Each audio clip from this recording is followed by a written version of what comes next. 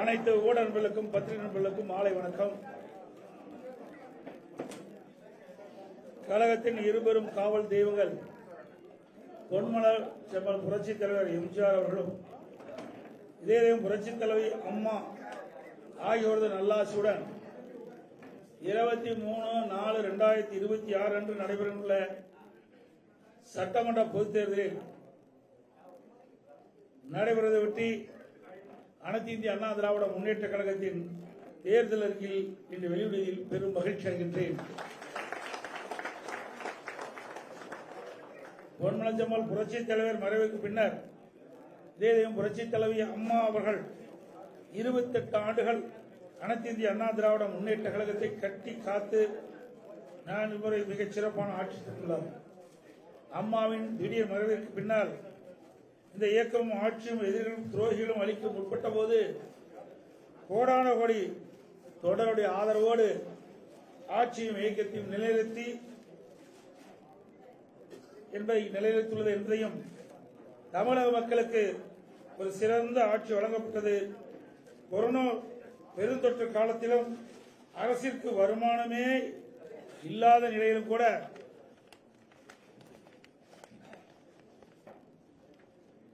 அம்மாவுடைய அரசு ஒருவர் கூட சிரமப்படக்கூடாது என்ற நோக்கத்தில் அதற்கான திட்டங்களை தீட்டி செயல்பட்டது. 7.5% உள்ளீடு ஒதுக்கீடு,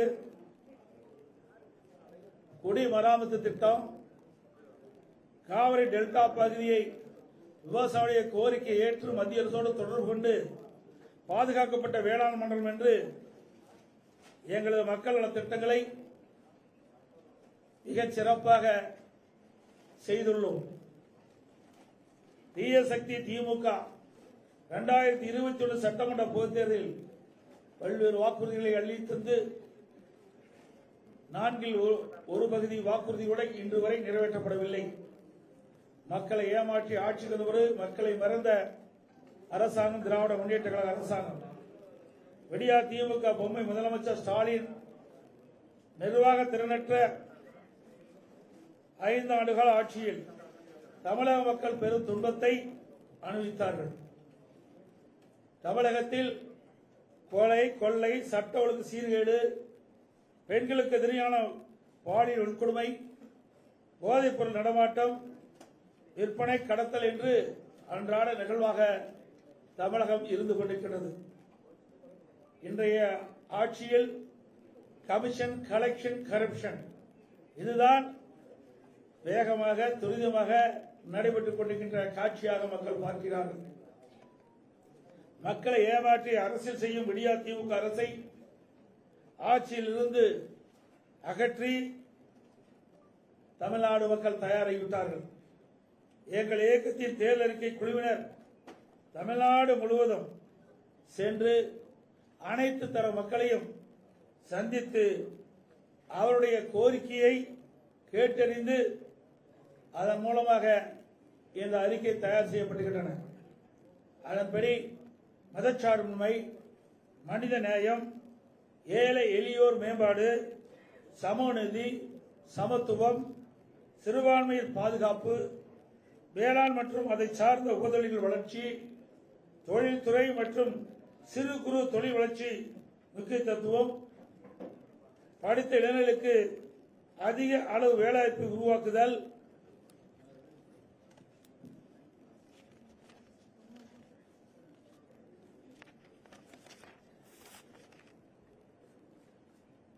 போன்ற அடிப்படை கொண்ட தேர்தல் அறிக்கையாக தயாரிக்கப்படுகின்றது. ஏற்கனவே 3 கட்டமாக தேர்தல் அறிக்கை நாங்கள் வெளியிட்டோம்.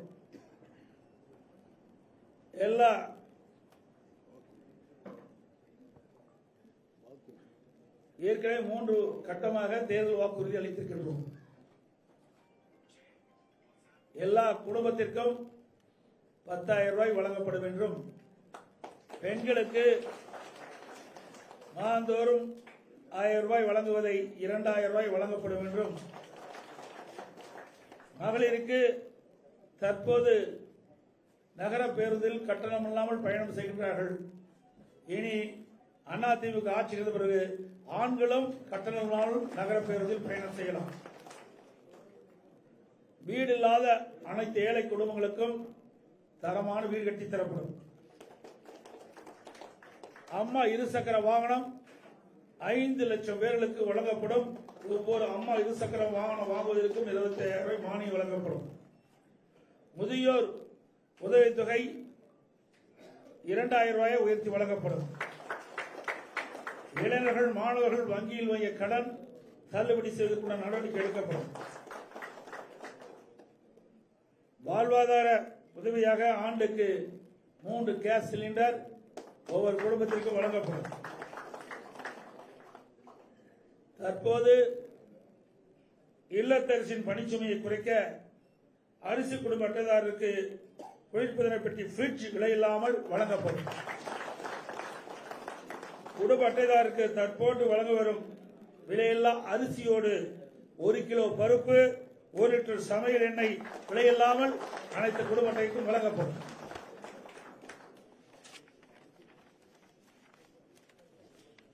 மேலும் பொது நிர்வாகம், விவசாயம், நீர்வளம், கால்நடை வளம், தொழில்துறை, மீனவர் நலன், கல்வி, மருத்துவம், தமிழ்மொழி மற்றும் பண்பாடு, மகளிர் நலன், பெண்கள் பாதுகாப்பு, தொழில், சிறு குறு மற்றும் நடுத்தர தொழில்கள், சுற்றுச்சூழல், வனம், சுற்றுலா, இளைஞர் நலன் மற்றும் வேலைவாய்ப்பு, அரசு ஊழியர், காவலர்கள், ஜவுளித்துறை மற்றும் பத்திரிகையாளர் நலன் உட்பட பல தலைப்புகளில் மொத்தம் 297 அறிவிப்புகள் இன்றைய தினம் அனைத்து இந்திய அண்ணா திராவிட முன்னேற்ற கழகத்தின் சார்பாக வெளியிடப்படும் என்ற மகிழ்ச்சியான செய்தி இந்த நேரத்தில் தெரிவித்துக் கொள்கின்றேன்.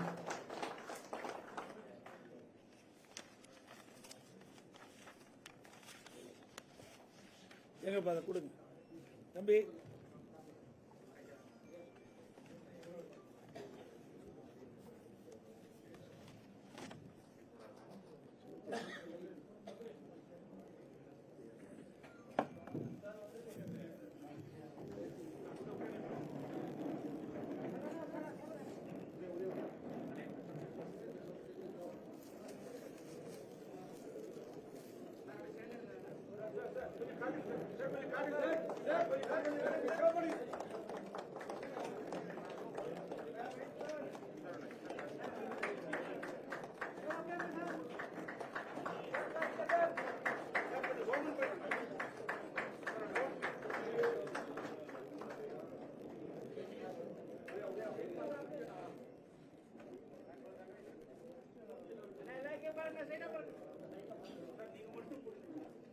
எல்லாத்துக்கும் ஆள்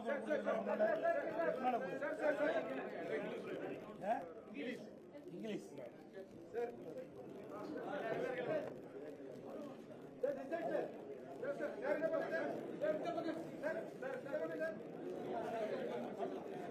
ஆங்கிலம் தமிழ் அப்படி பிடிங்கப்பா.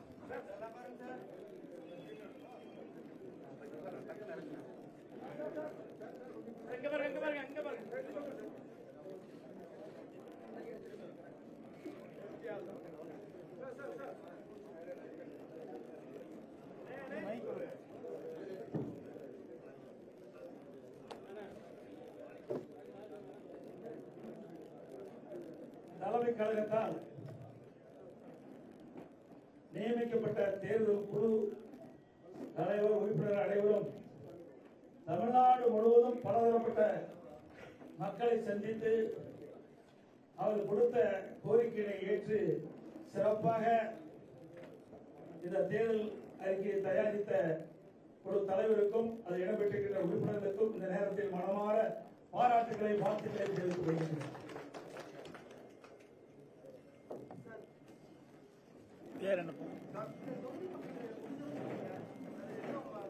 பேசிட்டு இருக்கு ராஜா. ஆமா, நேற்று இரவு பிடிக்கிறோம், பேசிட்டு இருக்கிறோம். ஓரளவுக்கு இறுதி கட்டத்துக்கு வந்திருக்குது. இன்னும் ஓரிரு நாட்களில் எந்தெந்த தொகுதி எந்தெந்த எங்களுடைய கூட்டணியில் அங்க வைக்கின்ற கட்சிகளுக்கு ஏற்கனவே எந்தெந்த தொகுதி என்று நிர்ணயிக்கப்பட்டு அறிவிக்கப்பட்டு விட்டது. அந்த தொகுதியுடைய விவரம் என்ன 2 நாட்களில் அறிவிக்கப்படும். தொகுதி அறிவிச்ச பிறகுதானே வேட்பாளர் அறிவிப்போம். நாள் இல்லையே. ஆமா, பிரச்சாரம் வேற, தொகுதியில் அறிவிக்கும். அது பாட்டுக்கு அது நடக்கும், இது பாட்டுக்கு இது நடக்கும்.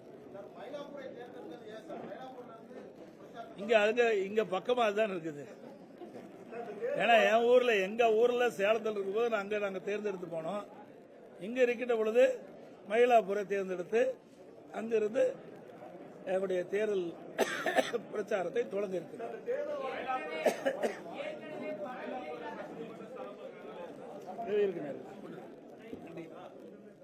என்னப்பா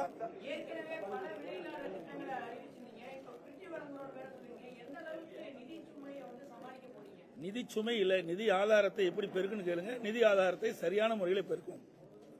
நான் தெளிவா சொல்லியிருக்கிறேன். ஓராண்டு கொரோனா காலம், உங்க அத்தனை பத்திரிகையாளர் ஊடக நண்பர்களுக்கு தெரியும். அந்த காலகட்டத்தில் அரசாங்கத்துக்கு வருவாயே இல்லாமல் இருந்தது. அந்த காலகட்டத்தை கூட சிறப்பான ஆட்சி கொடுத்த அரசாங்கம் அதிமுக அரசாங்கம். அதனால நிதி ஆதாரத்தை பெருக்கி நாங்கள் அறிவிக்கப்பட்ட திட்டங்களை முறையாக செயல்படுத்துவோம்.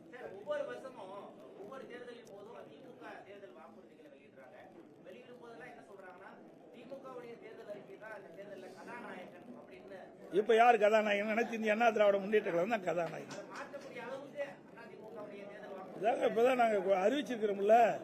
மாற்றது போறதுல இல்ல, மக்களுக்கு எது சரி, எந்த அறிவிப்பை கொடுத்தா மக்களிடத்தில் சேரும், அதனால மக்களுக்கு என்ன நன்மை கிடைக்கும் தான் பார்க்கணும்.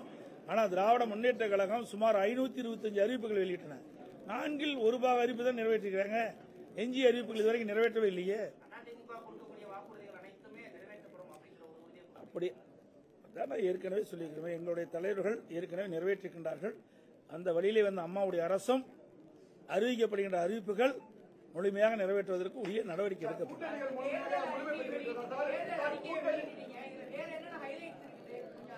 அதெல்லாம் உள்ள படிச்சு பாருங்க, இருக்கு நிறைய. 297 அறிவிப்புகள் கொடுக்குறோம். ஏன்னா இதை படிச்சு பார்த்துட்டீங்கன்னா நீ கேட்க மாட்டேன்.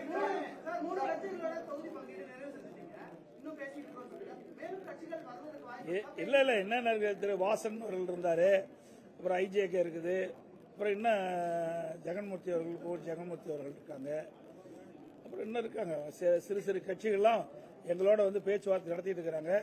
அநேகமா இன்று இரவு நாளைக்கெல்லாம் முடிஞ்சிடும். புதுசா வர்றதுக்கு இதுவரை எந்த வாய்ப்பும் வருவதா தெரியல. இல்ல இதுவரைக்கும் முதல் பேச்சுவார்த்தை நடத்தணும். ஆனா பேச்சுவார்த்தை இறுதி பெறவில்லை. இப்படி ஒன்றும் கிடையாது. ஒவ்வொருத்தருக்கும் ஒரு அடிப்படை இருக்கின்றது. அந்த அடிப்படையில் அவர்கள் கேட்பதும் நாங்கள் சொல்வதற்கும் சில வேறுபாடு இருந்தனால அப்படி நின்று போச்சு.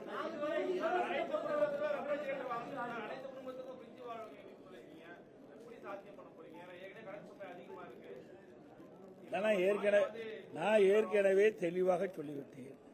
அனைத்து இந்திய அண்ணா திராவிட முன்னேற்ற கழக அரசு ஆட்சி செய்த பொழுது கொரோனா காலம், ஓராண்டு அரசுக்கு வருவாய் இல்லாமல் இருந்தது. அந்த காலகட்டத்தில் கூட ஒரு சிறப்பான ஆட்சி கொடுத்த அரசாங்கம் அதிமுக அரசு. வருவாய் இல்லாத போதே ஒரு சிறப்பான ஆட்சி கொடுத்தோம். வருவாய் இருக்கின்ற பொழுது இந்த திட்டங்களை எல்லாம் முழுமையாக நிறைவேற்றி தருவோம்.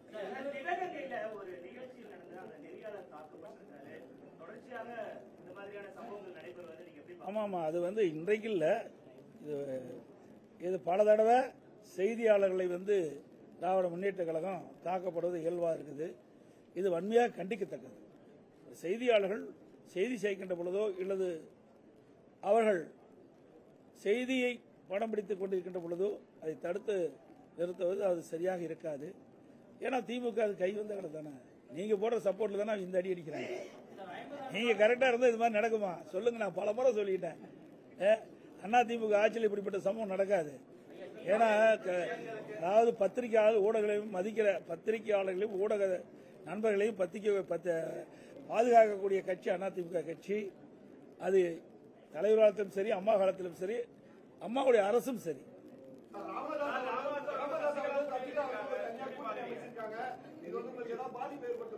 எந்த பாதிப்பு ஏற்படுத்தாது.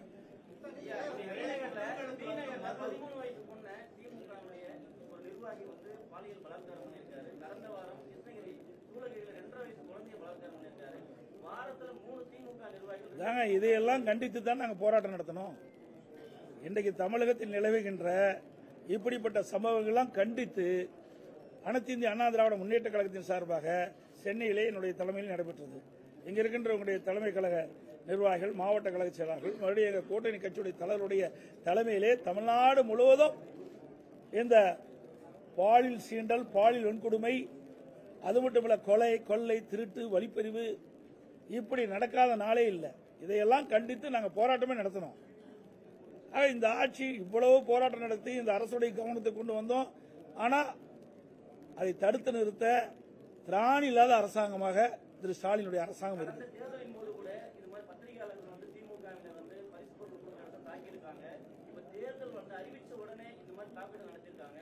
இந்த மாதிரி தொடர்ந்து திமுக அத்துமீறல் நடக்கிறாங்க. நீங்க என்ன சொல்ல விரும்புறீங்க? அதான் ஏற்கனவே நான் சொன்னேனே, இதுக்கெல்லாம் அடிப்படை நீங்க தான். யாரும் தவறா நினைக்க கூடாது. நீங்க வந்து அவர்களை பெரிய எப்படி என்னன்னு சொல்றேன்னா, ஒண்ணுமே இல்லாதவங்கள பெருசு பண்ணி காட்டுறீங்க. அவர்கள் அது வந்து பெரிய ஆயுதமா பயன்படுத்துறாங்க. நம்ம யாரும் ஒன்றும் செய்ய முடியாது, என்ன வேணா செய்யலான்னு. தயவு செய்து அருள் கூர்ந்து பத்திரிகையாளர் ஊடகங்களும் இனியாவது உங்களை பாதுகாப்பதற்காக அவர்களுக்கு இப்படிப்பட்ட அதாவது சம்மதமே இல்லாத செய்திகள்லாம் வெளியிட்டு அவர்களை உயர்த்தாது.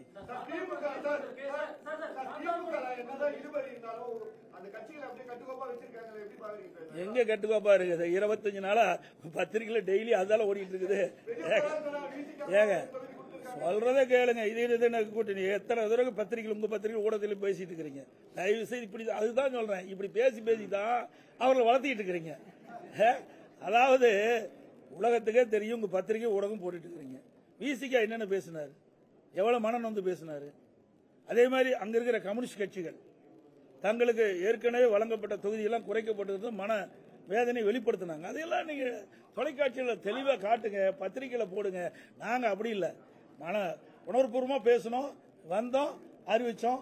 இப்போ தொகுதி எந்தெந்த தொகுதி எந்தெந்த கட்சிக்குன்னு பேசிட்டு இருக்கிறோம். ஒரு நாள் வெளியே வந்துடும்.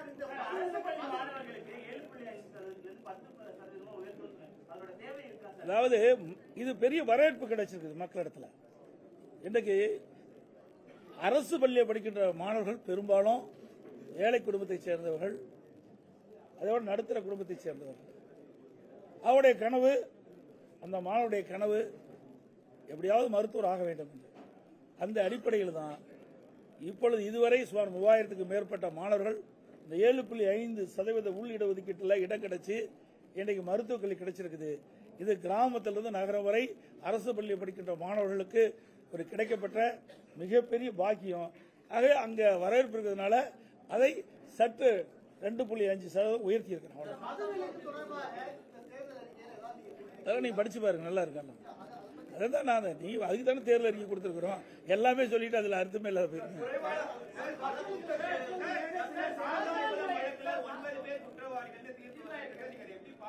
சார், நாங்க எங்களை பொறுத்த வரைக்கும், அதாவது அனைத்து இந்திய அண்ணா திராவிட முன்னேற்ற கழகத்தை பொறுத்த வரைக்கும் சட்டத்தின் ஆட்சி நடைபெற்றது. தவறு நடந்தால் அதற்கு உண்டான தண்டனை அவர்கள் பெறுகிறார்கள். இது நீதிமன்றம் வழங்கப்பட்ட தீர்ப்பு.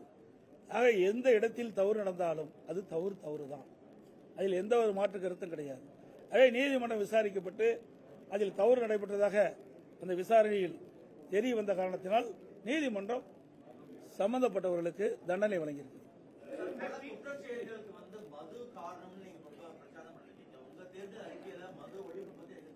மது அதான் நான் ஏற்கனவே சொல்றது, அதிமுக கடந்த காலத்தில் வரைக்கும் அந்த மது கடைகளை படிப்படியாக குறைக்க நாங்கள் இந்த தேர்தல் அறிக்கையில் போட்டிருக்குது. நாங்கள் சொல்லிட்டு இருக்கிறோம், படிப்படியாக தான் குறைக்கணும்.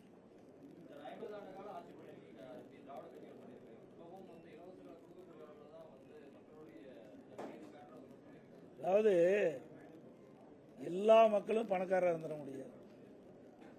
மக்களுக்கு சேவை செய்த ஒரு அரசாங்கத்தினுடைய கடமை. அதுக்காக தான் அரசாங்கத்தை மக்கள் தேர்ந்தெடுக்கிறாங்க. இருக்கின்ற சூழ்நிலையை கருத்தில் கொண்டு அவர்களுக்கு ஒரு நல்ல மகிழ்ச்சியான ஒரு வாழ்க்கை கொடுப்பதான ஒரு நல்ல அரசியலுடைய கடமை. அந்த அடிப்படையில் தான் நாங்கள் இந்த அறிவிப்பெல்லாம் கொடுத்திருக்கிறோம்.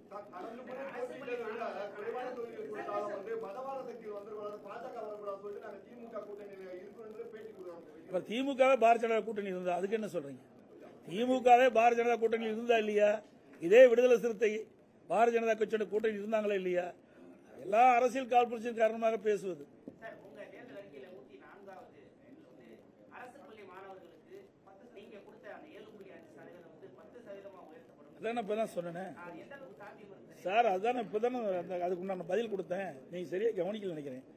ஏற்கனவே கிராமத்திலிருந்து நகரம் வரை அரசு பள்ளி படிக்கின்ற மாணவர்கள் பெரும்பாலும் ஏழை மாணவர்கள், ரெண்டாவது நடுத்தர குடும்பத்தை சேர்ந்தவர்கள்.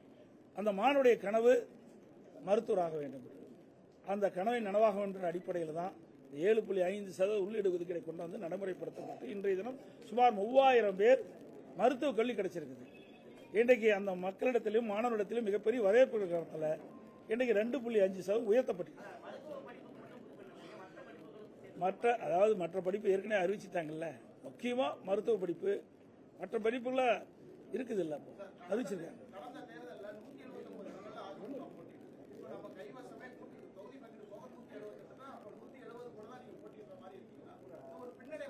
பின்னடைவு முன்னடைவு எல்லாம் கிடையாது. திமுக எப்படி இருக்குது, நாங்க இப்படி இல்லை. திமுக நிலை என்ன சார்? சூழ்நிலைக்கு தகுந்த மாதிரி தான் கூட்டணி அமைக்க போறோம்.